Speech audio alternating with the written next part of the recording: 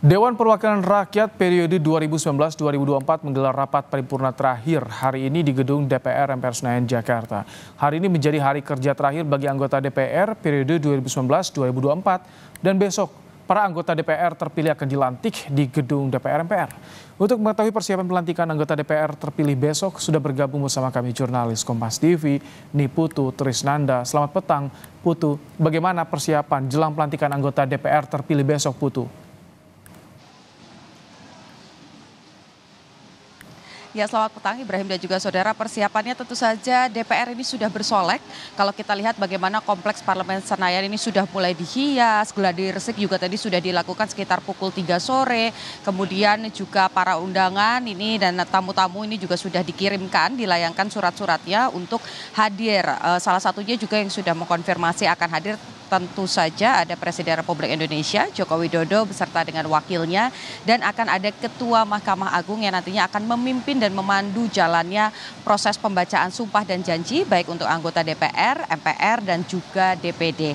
Tadi lebih lengkapnya kami juga sudah berbincang dengan pimpinan dari DPR RI Sufmi Dasko yang menyebut bahwa persiapannya sudah hampir lengkap begitu ya, sudah hampir 100%, dan berikut pernyataan lengkap dari pimpinan DPR RI Sufmi Dasko.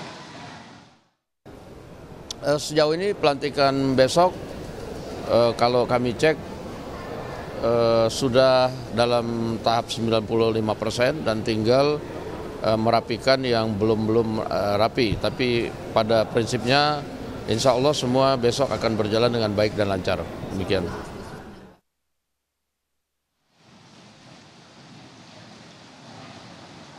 Jadi nanti rencananya besok ini prosesi dari pembacaan sumpah dan janji baik itu untuk DPR, MPR dan juga DPD akan dimulai pada pukul 9:20 waktu Indonesia bagian Barat. Nanti di jam 10 ini secara bergilir begitu akan dibacakan sumpah dan janjinya, dimulai dari anggota DPR terlebih dahulu, dilanjutkan MPR, baru nanti akan dilanjutkan sumpah dan janji oleh anggota DPD terpilih untuk periode 2024-2029. Yang kemudian tadi juga menarik sebetulnya Ibrahim dan juga saudara, akan ada penetapan dan juga penentuan bagaimana tata cara dari pemilihan ketua dan juga wakil ketua. Karena kalau kita lihat bagaimana komposisinya pada periode sekarang begitu, ketua DPR ini terdiri dari 5 orang, di mana ada 1 ketua dan juga 4 wakil ketua. Nanti kita saksikan rencananya akan ditentukan pada pukul 3 sore dan penetapannya akan dilakukan pada pukul 19.00 waktu Indonesia bagian Barat. Sementara untuk pengamanan ini tentu saja juga sudah ketat begitu. Nanti kurang lebih ada 5.000 lebih personil gabungan baik itu dari TNI dan juga Polri yang tidak hanya mengawal di area dalam saja tetapi juga mengawal di area luar, supaya nanti kalau memang ada massa aksi yang ingin menyampaikan pendapat atau berorasi ini tidak mengganggu jalannya proses pembacaan sumpah yang akan dilakukan di gedung kura-kura yang ada di kompleks Parlemen Senayan. Ibrahim. Putus soal calon ketua DPR, bagaimana sejauh ini dinamika yang terjadi berdasarkan Undang-Undang MD3 itu bagaimana nantinya?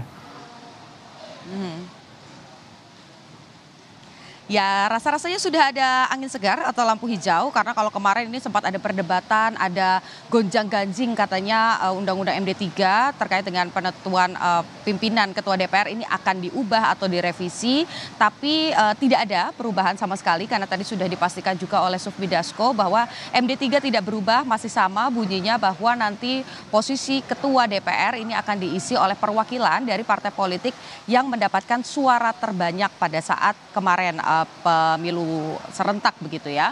Nah, kalau kita lihat bagaimana perolehannya, tentu saja PDI Perjuangan ini memiliki kans paling besar karena mendapatkan kurang lebih 110 kursi dan juga suara yang diperoleh ini cukup banyak dari 84 dapil.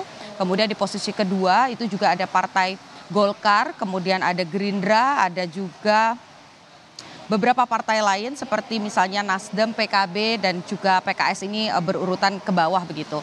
Posisinya 5 partai teratas sudah kita lihat lah ya kira-kira siapa yang akan menempati posisi tersebut. Sementara untuk sosok ketua DPR, kalau tadi mengutip bagaimana pernyataan dari Gerindra bahwa MD3 tidak diubah, kemudian juga nanti meskipun akan dikembalikan kepada fraksi, tapi mengutip bagaimana pernyataan beberapa fraksi PDI Perjuangan, ada Eriko Sotarduga, ada Said Abdullah, ini memang seolah sudah memberikan lampu hijau dan sinyal kuat bahwa Puan Maharani akan kembali memimpin DPR untuk periode selanjutnya.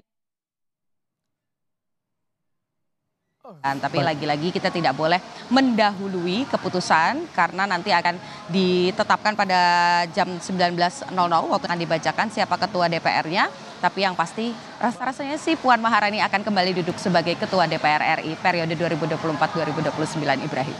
Terima kasih Niputu Trisnanda untuk laporan Anda.